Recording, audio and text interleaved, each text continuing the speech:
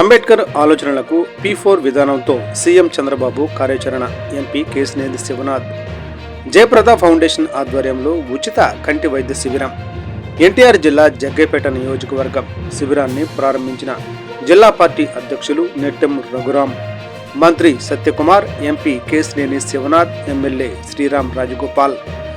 జగ్గైపేట పట్టణంలో సమాజంలో పేదరికం నిర్మూలించడం కోసం ముఖ్యమంత్రి చంద్రబాబు నాయుడు డాక్టర్ బిఆర్ అంబేద్కర్ ఆలోచన స్ఫూర్తితో P4 విధానానికి శ్రీకారం చుట్టారు.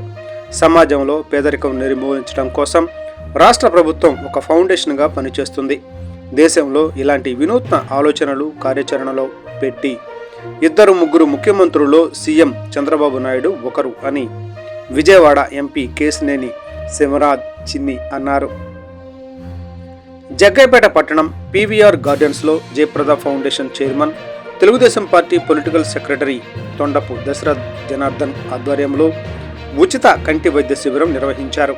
ఈ కార్యక్రమానికి ముఖ్య అతిథులుగా హాజరైన ఎంపీ కేశినేని శివనాథ్, రాష్ట్ర వైద్య శాఖ మంత్రి వై సత్యకుమార్, ఎమ్మెల్యే శ్రీరామ్ రాజగోపాల్, జిల్లా పార్టీ అధ్యక్షులు నెట్టెం రఘురాం ఉచిత కంటి వైద్య శిబిరాన్ని ప్రారంభించారు.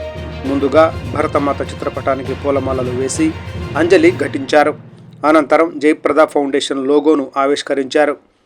కంటి పరీక్షలు చేయించుకున్న వారికి ఎంపీ కేశినేని శివనాథ్ కళ్ళజోళ్లు పంపిణీ చేశారు. ఈ సందర్భంగా ఎంపీ కేశినేని శివనాథ్ మాట్లాడుతూ పేద ప్రజలకు, విద్యార్థులకు ఆరోగ్యపరంగా వైద్య సేవలు అందిస్తున్న జయప్రద ఫౌండేషన్ సేవలు కొనియాడారు.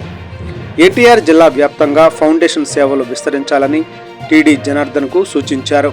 అలాగే ఎన్టీఆర్ జిల్లాలో పరిశ్రమలు వచ్చే విధంగా సహకరించాలని మంత్రి సత్యకుమార్ను ఎంపీ కేశినేని శివనాథ్ కోరారు. నేటి యువత ముఖ్యమంత్రి చంద్రబాబు నాయుడు ఇచ్చిన కర్మభూమిలో పనిచేయండి, జన్మభూమికి సేవ చేయండి నినాదాన్ని స్ఫూర్తిగా తీసుకుని జన్మభూమిలో సేవా కార్యక్రమాలు చేపట్టాలన్నారు. ఎన్టీఆర్ ఆశయాలకు అనుగుణంగా ఎన్టీఆర్ ట్రస్ట్ ద్వారా, బసవతారకం క్యాన్సర్ హాస్పిటల్ ద్వారా నారా భువనేశ్వరి, ఎమ్మెల్యే నందమూరి బాలకృష్ణ ఎన్నో సేవా కార్యక్రమాలు చేస్తున్నారని, వారి సేవా కార్యక్రమాల స్ఫూర్తితోనే తాము కూడా సేవా కార్యక్రమాలను చేపట్టినట్లు తెలిపారు. ప్రధానమంత్రి నరేంద్ర మోదీ వికసిత్ భారత్, ముఖ్యమంత్రి చంద్రబాబు నాయుడు స్వర్ణాంధ్ర 2047 కోసం కేంద్ర రాష్ట్ర ప్రభుత్వాలు కృషి చేస్తున్నాయని, ఈ లక్ష్య సాధనలో పలు సేవా సంస్థలు భాగస్వామ్యం కావాల్సిన అవసరం ఉందని అన్నారు.